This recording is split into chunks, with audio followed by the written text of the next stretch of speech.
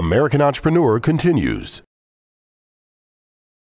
It's been said that entrepreneurs don't work for themselves, they work for everybody. We asked some industry professionals about the value of personal and organizational support systems. Tony, what are you seeing? Well, I think, even with that, taking the dive, I mean, you said it, they have business cards with no business plan. I think that the younger generation, or today's generation, they are willing to go out and start a business, but they don't know some of the key components, as Mark said, how to really run the business. They may know their craft, they're excellent practitioners, but they don't know what really happens behind the scenes. I think when I was growing up, I didn't recognize small business owners as entrepreneurs. I saw them as Jack's or Dempsey's grocery store. I didn't think of them as an entrepreneur, so I didn't look at them as someone I should be studying. Now entrepreneurship is more than a buzzword. Now it's a curriculum in universities. That's right. So now people are thinking, how do I become an entrepreneur? So one of the things that I was looking at in the middle schools as well was teaching kids about entrepreneurship. The first thing is defining what is it, so that they can now tell me or learn to articulate what they want. And whether that is entrepreneurship or whether it becomes, to pursue maybe a traditional corporate position, they're going to be better equipped today to go forward with that. Yeah. In this piece earlier, we heard from Russell Simmons and Robert Givens both talk about courage. They talk about mustering up the courage to be able to do it. You're a business owner. Where did that courage come from, and what does it take? I did have to muster up some courage because it wasn't easy for me to do it, because I had worked for other companies before. I worked with other designers and other retailers, and I worked for them. And it just so happened I teamed up with some people who said, well, let's just do it, Mark. Let's just try it. So a long time ago, we just tried it. And once I tried it and once I tasted it, it's nothing like the taste. That's right. See, now, and you're alluding to something that I wonder about in terms of fear. Because some people are afraid of taking that leap and then not getting it right. And that's okay. Yeah, that's okay. part of it. I mean, the development. And fear is definitely part of it.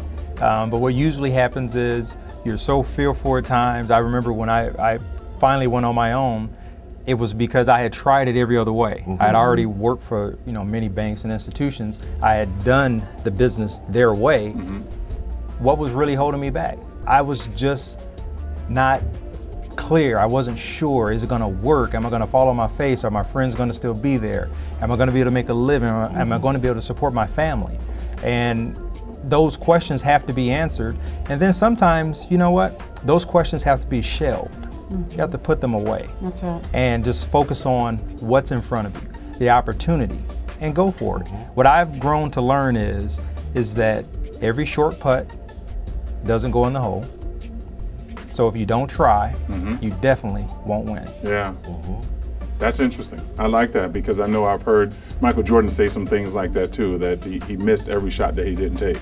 That's right. That's right. So you got to take the risk. You got to jump out there. But are there some inherent barriers that people need to be prepared for? What do they need to kind of look forward to seeing and know that they're going to be there as part of that whole endeavor? The fact that who they think they're in business for may not want to do business with them. That's a reality. You will encounter a lot of no thank yous or no's along the way. For me, it's every no is closer to my yes. So that's the one thing, because sometimes we're so excited, we've got the business plan, and the business plan says that we're going to, potentially do this in the first year, second year, third year. And yet you get out there and it's time to execute that business plan. And in the real world, you find that getting to that first customer, it seems like, it's impossible. So you got to be prepared for that. You have to really have a stick and stay, because who you think you're going to do business with may not be ready to do business with you, although you're ready to do business. Or you may find that who you went into business to service, they're there waiting for you to provide that service or product. But at the same time, you discover there's another opportunity while you're doing business. My business started out with a single focus of virtual human resource management services, which meant I was your human resource management function, your senior VP, your department.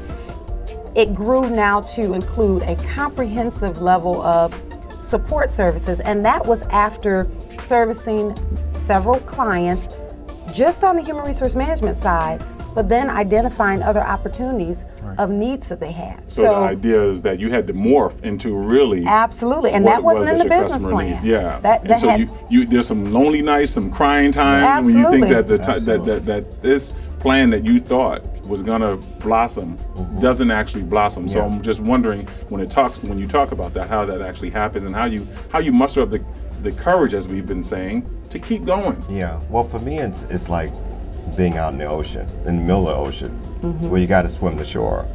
And I've been out in the ocean quite a few times, but I'm always managed to swim to shore. If you swim to shore and made it safely before, you can do it again. Absolutely. So every time you bump your head or there's a wall, then those walls can be knocked down. They may not be knocked down today, but you know you've knocked them down before.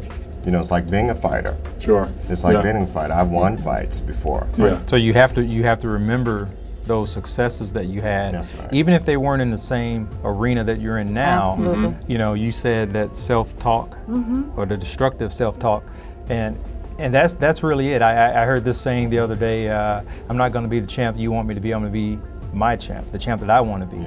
And I think that we have to remember that you succeeded in something before, even for those who really think they haven't. Find something positive that you can say, you know what, I did that successfully, and remember what it felt like. And if you can't, then you know what, you need to find a group of people that you can surround yourself with and figure out ways of achieving the goals or the milestones that you have to reach. Make sure that you can dialogue with people who have been to the mountaintop, who have had success, and they can maybe impart some of those things onto you. Yeah, and we have so many people who are unemployed and kind of having pity parties and not real sure about what tomorrow brings. If you each, and I'll just go around and have one tip, that number one tip of advice that you would share with entrepreneurs today in terms of dealing with barriers, finding the courage, overcoming fears, what would that one tip be? I would say remember your why you went into business to start. Okay. And keep that in front of you. For me, it was a no-brainer. I mean, there was, we're talking post 9/11 being laid off with 38,000 contractors from one of the major automotive manufacturers, and there were 38,000 people sitting in the population, the marketplace that were not being absorbed by 38,000 openings. So being a divorcee, 2 little boys at the time, and all these adult responsibilities, unemployment could not afford me, and it wasn't because of my like budget. Unemployment couldn't afford you. It couldn't afford me, and it wasn't because of my lifestyle. And I knew that I had something that I wanted to continue to pour into an organization. So you have to, and then I had children. So I saw all these whys as why I need to keep pressing on even before my first customer came along. So you got to keep the whys in front of you. And I'm not going to tell you that fear wasn't still there. Fear was there. Fear was definitely there and competing with the whys. So you have to decide which one you're going to let rule you. Okay, good. The whys. Mark? I say it's passion for me. I get a lot of interns come in and they work with us, on the design side of it and the retail side of it. And I always say it's passion for me. And if your passion is there, make sure that you pick the right one. That's really your passion, not my passion or not Puff Daddy's passion or Russell Simmons.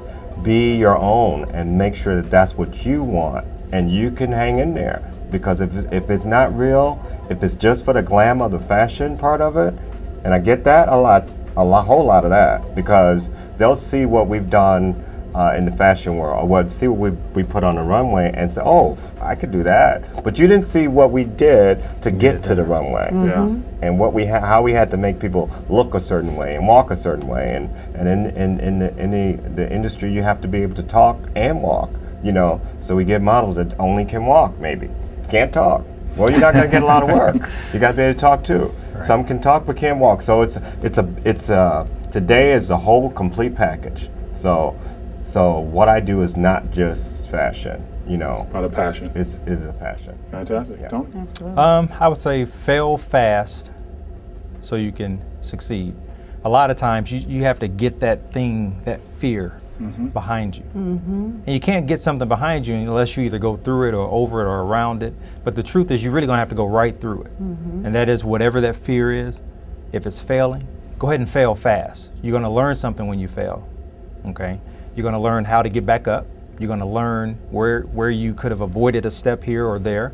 And then you'll begin to build positive steps, you know, to succeed. Yeah. So fail fast.